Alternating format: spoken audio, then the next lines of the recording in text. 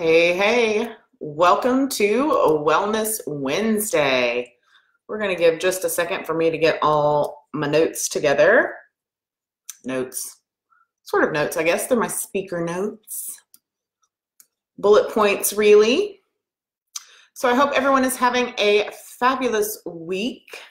We're going to talk all about sugar today, and the full episode will be live on Whole Being RN Radio, on iTunes, on Friday, as well as the blog post for those of you that like to read instead of listen.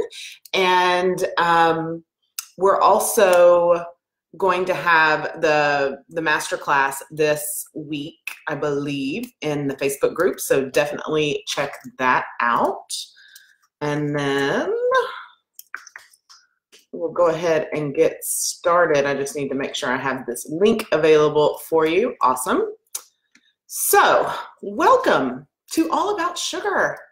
If you're new, if I'm just popping up in your newsfeed and you're like, who is this person with it's weird because it's mirror image, with a little bit of a mess back here. I'm condoing, I'm getting rid of things. So, yeah. Welcome, I'm Audrey Christie. I'm a holistic wellness practitioner and certified functional medicine practitioner. I'm the founder and owner of my own private practice, primarily virtual, and audreychristie.com, where I help people figure out just how good their bodies can feel. I guide them through finding balance in their physical, emotional, and energetic wellness or well-being. I also lead online whole foods based group programs, and I give wellness workshops to corporations and organizations, all kinds of stuff. And I also teach community yoga because I think yoga should be accessible for all, and it's life-changing, but that's for another day. So what I want to do today is help you to, I'm not asking you to give up sugar, so don't tune out thinking that this is going to be like a no sugar type thing, because it's not. My method is really about getting to know how different foods make your body feel. And rather than like trying to crazy willpower and discipline your way through restriction, because that's very diet culture-y and that's not helpful, it doesn't work. But I'm more about tuning into your body, understanding what causes things to happen, appreciating cravings for what they are, and really tuning into your body's innate biological wisdom to determine if you need more or less sugar in your life, and then not restricting sugar but adding in so much good stuff that you don't even have time or space for the inflammatory stuff. The way I do things, it's not really about deprivation, it's about freedom to eat the foods that you love and have sweetness in your life without the side effects or guilt. So let's talk about this. I could really go on and on and on for hours and hours, so it's probably a good thing we're limited to about 25 minutes here, with the humans' complex relationship with sugar.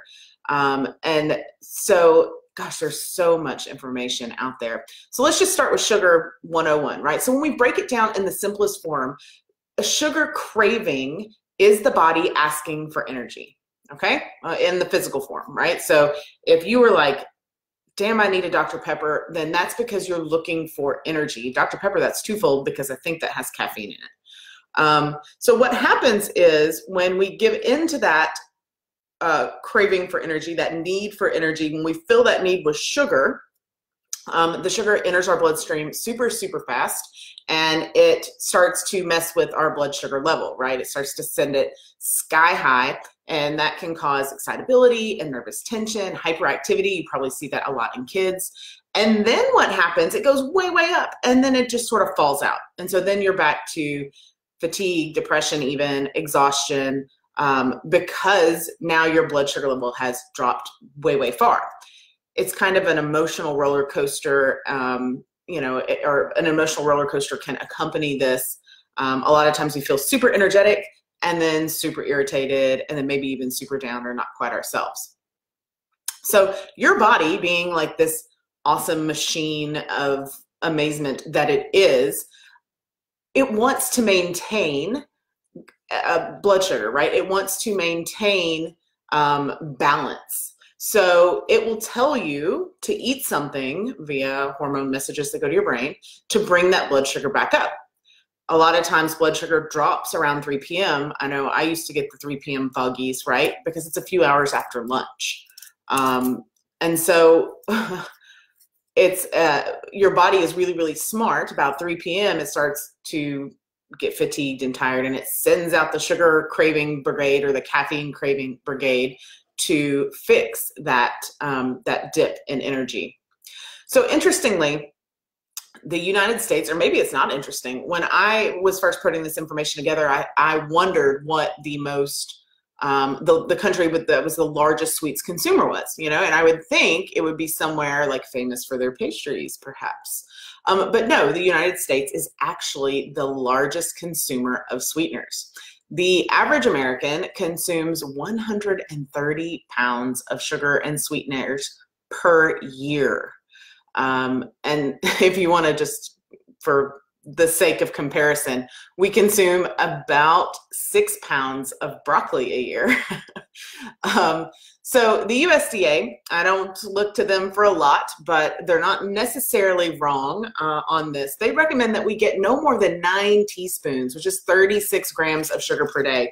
And y'all, I give this talk at corporations a lot, so, or similar talk. So I have props today. Look at me, props. Hi, April, how are you? So this is what, these are sugar cubes. They're like a 1/2 inch by 1/2 inch. This is what 9 teaspoons of sugar looks like for a day. That is what the USDA, again, I don't look to the USDA for a lot. They're kind of a broken organization, but this isn't a bad recommendation. They recommend you get 9 teaspoons of sugar a day. The average American eats 30 teaspoons or 120 grams of sugar per meal, right? That is a lot. That's a lot on an already fairly liberal recommended daily value.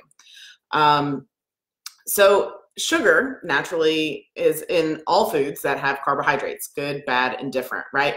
The difference is what is in your fruits and vegetables, what is in your grains, and we're not talking about wheat. That's something, that's a whole nother episode. But what's in your fruits and vegetables are called, they're balanced or complex carbohydrates. April's, oh, it is Girl Scout cookie time. So yeah, I get it. I get it. April's been eating Girl Scout cookies. So Samoa's used to be my favorite. I don't eat them at all anymore because they don't have any versions with ingredients that I don't avoid. So, but yes, I do recall the Samoa's. A lot of people like Thin Mints. I'm not a chocolate mint person at all. Like, I don't want toothpaste in my food. But I know that those are, I see the post on Facebook. Where can I get Girl Scout cookies all day long? So complex carbohydrates, those are in fruits and vegetables. So what that means is that when an apple full of sugar, yes, natural sugar, not processed sugar, but full of sugar, but it also has fiber. So fiber helps to balance that out. Even some treats that would be on the cleaner side, if you were to label it, something like, and this is chocolate mint because my kids do like chocolate mint. Can y'all see that, or is it glary? But like a Hail Mary. So this has about 11 grams of protein in it and 8 grams of fiber, okay? These are so rich, you can't eat the whole thing. And this one, it's refrigerable, so this is out of my props for my talk. But, you know, it's about yay big. I don't know, roughly the size of a donut. You can't eat the whole thing. It's so rich. They are amazing. Again, not the mint flavored, but they have lots of different ones. But that's, you know, your body can still use that steady supply of glucose or fuel to fuel your cells and provide lasting energy. And that fiber helps to make sure that your body can put it to use. Interestingly, refined table sugar, the kind like we're talking here, well, not interestingly, like we know it doesn't have any vitamins or minerals or fiber. And because of that, it actually takes more effort for the body to digest it. And a step further than that, the body actually depletes its stores of things like minerals, like magnesium. That's why almost everyone that ever comes to me and says, I have migraines, I'm like, here, take magnesium glycinate, and they'll come back and say, oh my God, my migraines are gone. Because usually that's an indication of eating too much sugar, and the body is depleting its store of magnesium, which long chain reaction leads to migraine headaches. But the body has to deplete its stores of minerals and enzymes to absorb refined sugar properly. So instead of providing the body with nutrition, when you reach for something for your 3 p.m. Afternoon slump, like a Dr. Pepper, like a, I don't know, Mountain Dew or a Sprite, you're actually not only not providing the body with nutrition, but you're creating a deficiency. So one of the most alarming statistics in medicine is the rate at which people are diagnosed with type 2 diabetes. And we know that reducing processed sugar, balancing nutrition, avoiding restrictive diets can help prevent and even reverse that condition. So it's really, really important to take a look at, especially if you're suffering from some of these things, to take a look at the sugar that we're putting in our body. So we're going to look at, I don't know, 10 or so quick ways to do that. Number one is lay off the sugar. I know, right? Lay off the sugar. But avoid sweetened coffee, candy, cookies, and desserts. After one sip or bite, like, you're gonna want more. So seek out lower sugar alternatives like 70% or higher dark chocolate instead of milk chocolate. If you are in the habit of drinking a Dr. Pepper, remember what I said about 36, and y'all, these are not my Dr. Pepper. Well, I mean, they are, but they're my props. 36 grams of sugar in a day. This Dr. Pepper has 64. And oftentimes people have one of these for breakfast, lunch, and dinner, and maybe a 3 p.m. snack, right? So there is twice the amount of sugar that you need in a day in one Dr. Pepper. And I don't think that's the highest. Oh, these Fantas are the highest. The Fanta is 73. And also think about that when you're giving that to your kids. So you're just depleting their mineral volume. And so, you know, it would be interesting, and there may be studies on this and I haven't found them yet, but it'd be interesting to follow kids that routinely drink soda and break bones, right? So you see the kids that, you know, they like fall off the bike and break their forearm. That's not normal. That is probably a sign of a mineral deficiency, okay, or some sort of malnutrition, even if they don't look malnourished, right? So it'd be interesting to follow that, and I may come back to y'all with that. So the second thing is to avoid the fake stuff. And this is where a lot of people go wrong. I just spoke with somebody today who said, well, I don't eat sugar. And we started talking about her habits and what she's doing, you know, what she's putting in her body every day. And she drinks coffee all day long. I said, okay, well, that's interesting. Are you sleeping? No, not really. So she's using that for energy. And then I said, what are you putting in your coffee? Oh, I don't put sugar in it. I put Splenda in it. Guys, the fake stuff has the exact same effect on your body as the real thing. Exact same. Your body doesn't know the difference. The reason why Splenda is calorie-free is because your body treats it as a foreign substance. You see my kitty cat coming through this frame. Your body treats it as a foreign substance, and it actually can't digest it. It's not that it is actually calorie-free. It's that your body doesn't recognize it as a substance and can't digest it. So the second thing to know about artificial sweeteners, Splenda specifically, is that it was developed by a scientist who was trying to develop a pesticide. And there's a long story that goes with it, but it tasted a little bit sweet. They determined it might not kill you, at least not instantly. So now it is Splenda. Splenda is something to avoid all the time. If you must have sweeteners in your drinks, now your body's going to react the same way, but you want to choose something like organic stevia, which is made from a plant, or something like monk fruit sugar, which has a much lower glycemic index. Another really good thing to do is to avoid the unnaturally sweet sweeteners. So if you need to add sweetener, just use a little bit of unprocessed natural sugar, use a little bit of local honey, or medjool dates are also really good for that, or 100% maple syrup. This is one of the sweetest desserts that I've had, and the only sugar it has in it is organic maple syrup. It's so good. The third thing to do is to find the sneaky sugar. So most of the sugar that we eat comes in the form of processed foods like bread and salad dressings and peanut butter and pasta sauce. So avoid these sneaky sugars. Simple swaps can save you big time, especially if you're staring down the barrel of something like type 2 diabetes. So something like Skippy peanut butter, no, it's full of sugar. Just go get some almond butter. Anything that is shelf stable like this likely has sugar added as a preservative. So almond butter is a really great alternative. It's not as inflammatory as peanuts. Peanuts aren't nuts, but again, that's a discussion for another day. But almond butter, you can get it, you know, at Kroger. It'll grind your own. But anything that's shelf stable is going to have added sugar. But just read the labels, and that's the fourth thing. Be a label reader. Sugar has over 250 aliases, which makes it really hard and really irritating when you're trying to be mindful of those kind of things. So the best thing to do is to try to avoid those packaged foods altogether. But anything with an OSE, so O-S-E in it, likely is sugar. So if you're reading the ingredients and you see lactose, fructose, maltose, anything with an O, sucralose, those are all sugars. The fifth thing is listen to your cravings. And this is where that body trust comes in. Your cravings are your new BFF. So we crave certain foods like sugar when we're tired, when we're low on energy. Sometimes it's when we're dissatisfied with a relationship, when we're bored, when we're stressed, when we're uninspired. You might need a hug, a good walk, a glass of water, maybe even an apple with some almond butter. But listen to your body and it will tell you what you actually need. And as I discussed with one of the students in my yoga class this morning, sometimes it takes a little bit of time to get there, but the more you tune in, the more you know. Which brings us to number 6. Feel a difference in what you eat. We think and feel and move differently than when we eat meat versus a donut versus a sprig. Is it a sprig or a tree? But a broccoli, a sprig of broccoli. And so as you're eating, be present and pay attention and be mindful of the differences that you feel, the differences in your moods and the way you feel before and after. So what prompts you to eat certain kinds of foods, as well as how you feel after you eat certain kinds of foods. And then notice, and then start to play with that and feel the difference in what these little small sustainable changes mean.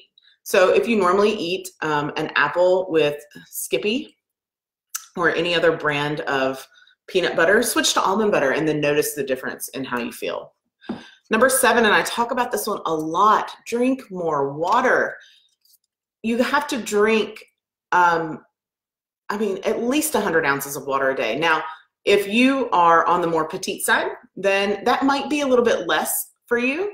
So if you're, I don't know, less than 110 pounds, then you probably want to do half your body weight in ounces. However, much more than that, you really need to be about 100 ounces. And that's if you're not doing any physical movement at all. Things like hot tea, they don't count, only just plain water. Veg out. So this is number 7, 8. We crave more things, like one of the reasons why we have cravings is that our body is trying to tell us it is starved of vitamins and minerals.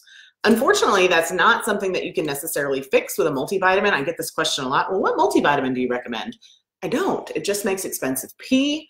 But what you need to do, what's best to do, is to eat as many fruits and vegetables as you can. So try to squeeze in 1 or 2 servings of a vegetable at each meal. What happens is after a day or 3 or 5, you'll begin to notice that the vegetables and the fruits crowd out your cravings for Snickers bars, for example, just like that, right? Another way to work with natural sweetness is to squash your cravings by regularly eating naturally sweet foods like squash and potatoes and carrots and fresh fruit.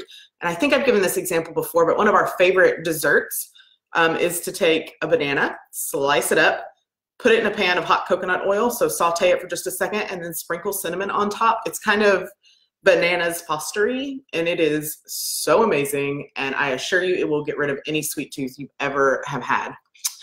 And then the 2 last tips. Sneak in more protein. So adding protein to your meals and snacks help to keep your blood sugar level even. So if you are gonna eat Girl Scout cookies, for example, do it after lunch, right? So that your body has something more to work with than just the sugar alone. And then the last thing is to get moving. Physical activity, walking, yoga, karate, whatever can. Tara, hold on. Tara's got something funny to say. Oh, she can't hear. I think April can hear. Y'all let me know if you can't hear. I froze. Oh no. Well, Tara, I'm glad you're here, and hopefully you can catch it on the replay. I'm still connected on my end. But the last thing is to get moving. So physical activity, walking, yoga, whatever that might be, riding a bike, it helps release physical tension, gets rid of cravings for sugar and alcohol. And so cravings for those things are signs that you need to move your body more. I want to talk to you guys briefly. I've had a number of people ask me about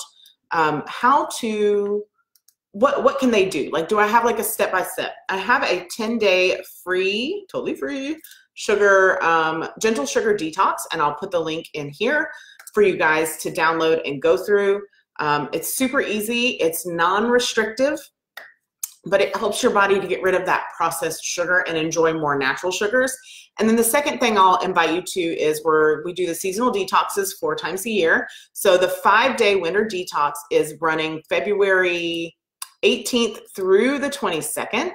You can get the early bird registration through next Friday. And so I call them a detox, but it's really what it is turning to nourishing whole food. So it's a detox, but there's no restrictions. Like, you can eat as much as you want. You don't have to give up real food, all of those kind of things.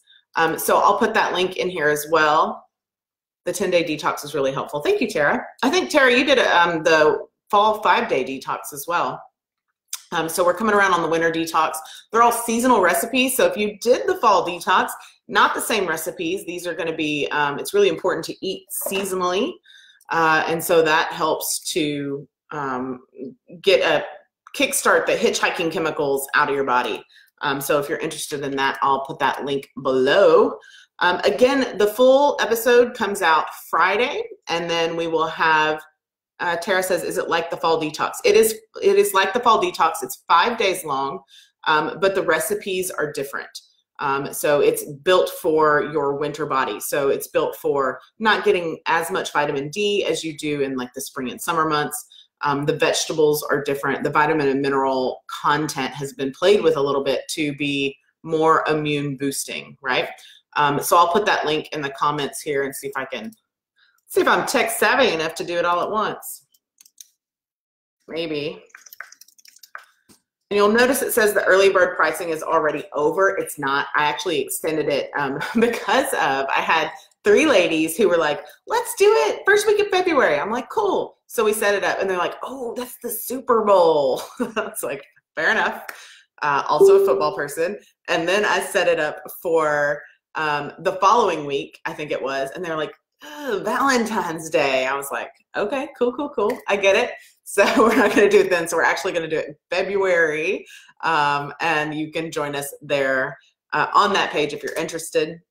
If not, the 10-day gentle sugar detox is really helpful. And you might even consider doing the 10-day free detox and then seeing where you are and if the winter nourishing detox would be right for you. It's really great for families. So a lot of times when people sign up for detoxes, they have to cook one thing for them and then one thing for the other people of their family. And this is not the way that works. This is for the entire family. So it's nourishing meals that are beneficial for everyone, for all ages of your family. So it is 2:25 Central Time, and y'all know that means I got to go pick up the littles from school. So thank you all very, very much. If you are local to the Lake Cities area, I'd love to see you at Community Yoga on Wednesdays at the Lake Cities Library. So much fun. All levels are welcome. And as soon as it gets warmer, we'll add some more advanced classes at some more cool locations. So I hope you have a wonderful rest of your day. Be well.